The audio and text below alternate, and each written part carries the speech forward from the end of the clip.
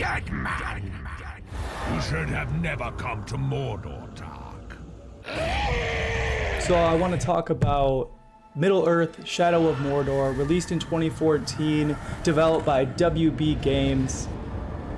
If you're new to the channel, hit that subscribe button, leave a like or a comment down below. Thanks. It's a third-person, open-world, action-adventure video game. The open world is the perfect size, in my opinion. It's not too grand or vast, and the structure of the open world feels like you're being funneled into combat and into situations where you have more stealth ability, or if you make a mistake, you end up being more vulnerable to attacks from the Caragor or the ghouls or the giants. So the level design, the world design, is based in two open world locations that you can fast travel between. In my opinion, it seems like the best of both worlds, where you kind of get a change of scenery and you get an open world environment to roam around in. So I've been burned out of the Ubisoft formula for a while, but this game feels like it dialed it into the perfect size and the perfect environment for the climbing and the jumping and the Assassin's Creed type style of gameplay. And so like when it opened up for the first time and I was able to kind of go through and unlock the towers, which there aren't very many, it'll take 10 minutes total. So it's not like you're running around for hours at a time. So basically 20 minutes in the entire game, you can go and unlock all of the towers, all the fast travel locations. So it's not ridiculous. I think it's a perfect size. And then there are artifacts, and then there are like runes that you can uncover and find throughout the game. And I normally don't go for collectibles, but those collectibles just help me get really familiar with the setup and the scene in that world. So I felt obligated to kind of go through, and it just made me really get familiar with the way he can move, climb, hang on ledges, and roll around and just interact with the environment. And then I would try to find, and then I would accidentally set off the Uruks, and then they would start a battle. And it's just like a never-ending process with these guys. Like you start one with one guy. If you don't wipe them out quick, more guys are coming, and they'll come endlessly. It's just an army forever. It's nice because in the beginning of the game, the story is set up where it's a revenge arc. So you're just motivated, and it's a good excuse to just kill as many things as you can in this game, because you set up where his family gets killed in front of him. So he's just kind of this bitter dude who can't die, and then merges with like a wraith elf guy who has wraith powers too. So you're like merged, and you unlock, or you have access to wraith abilities, a bow, throwing daggers, and then your melee weapon, which you have a stealth sword and you have a regular sword.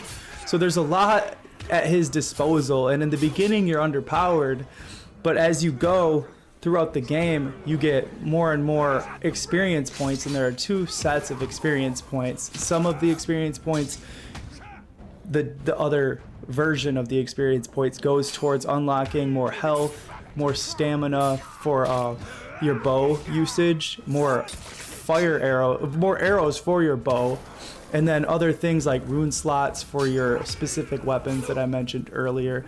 And those rune slots, when you find runes, when you kill captains, or I think they're captains, just the higher up Uruks, there'll be drops, and so it's like loot drops in this game, and they'll have specific abilities on them that will give you benefits.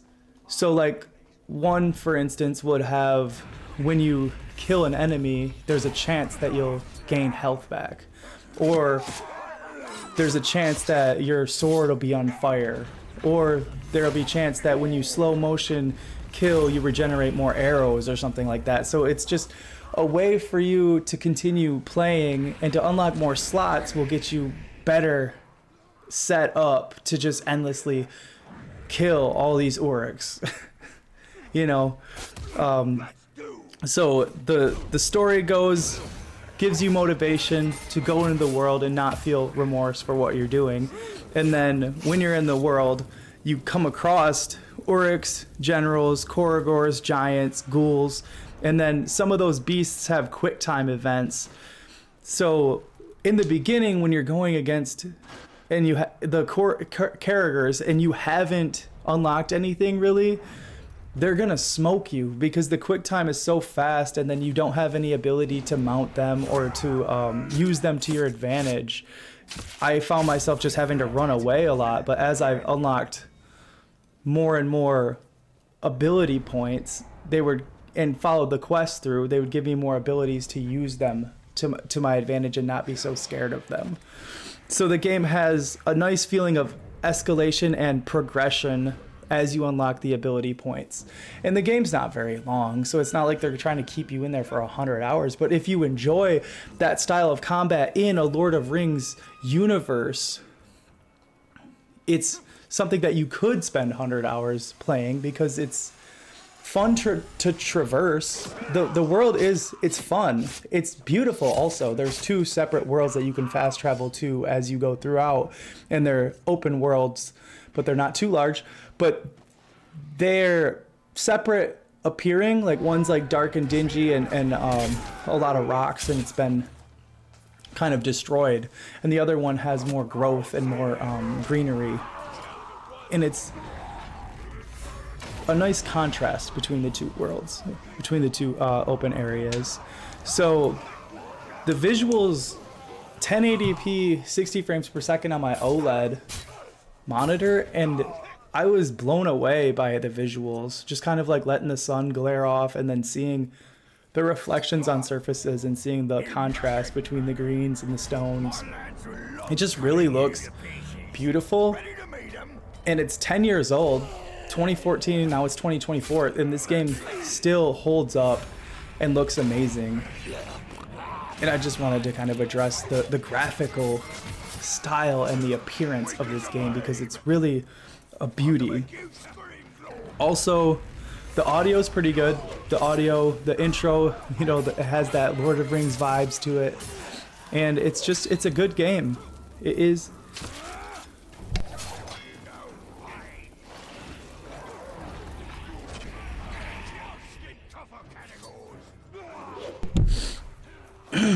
It's a good game.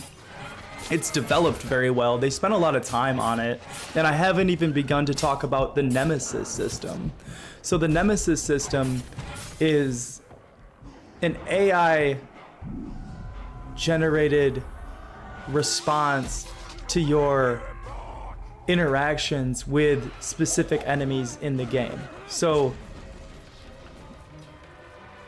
the military, the rankings within the Uruk-hai army have generals and higher ups that when you encounter them, and let's say that one of them kills you, they'll get ranked up and they'll move up in the ranks and they'll gain more abilities and more resistances or weaknesses, but they'll get stronger and they'll get familiar with you also. So like, let's say that you snuck up on him and killed him.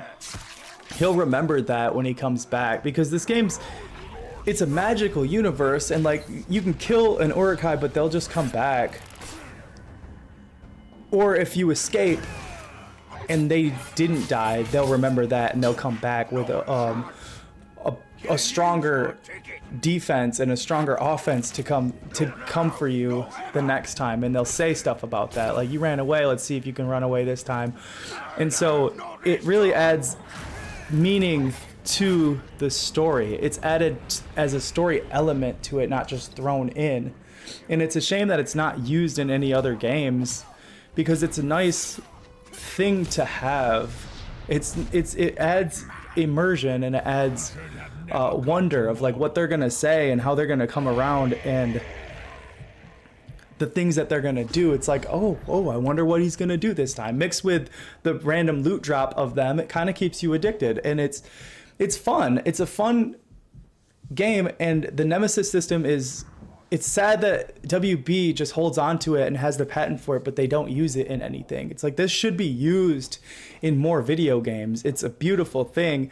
And going against the same guy and realizing that he got stronger, or he got another resistance because you killed him with bees or fire or the Karagor last time, and now he's resistant to that stuff. He's like, not this time. Like, they run their mouth at you, and it's like, wow, okay, this gives me another set to add, another step that's adding into the excuse and the motivation for the plot line. Now I can be mad at this dude.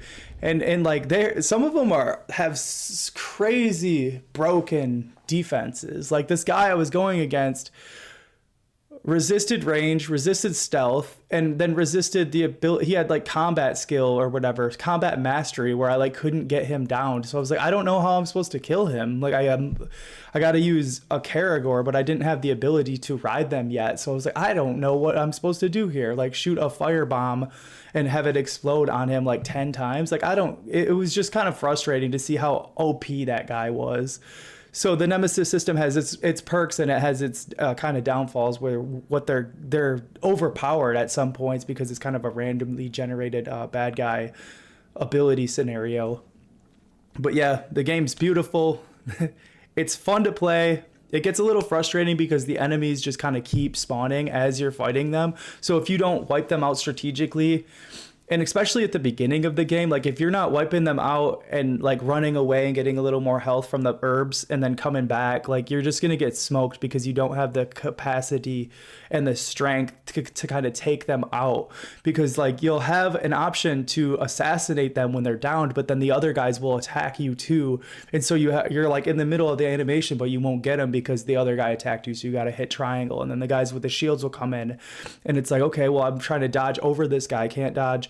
And then, I'm trying to wraith strike this guy. Well, he's a berserker, so you can't. So there's like a rock, paper, scissors mechanic, but at all times, these guys are trying to bombard you. You're literally one person against an entire army. And it really feels that way at the beginning, and it feels that way towards the end, but you unlock so many skills and abilities, and your experience points from the 2 tiers allows you to have more health, allows you to have more stamina and more, focus energy and more arrows to your shots. And if you have the runes equipped where you can get more arrows back, you can fire arrows, get arrows back when you're doing the stealth kills.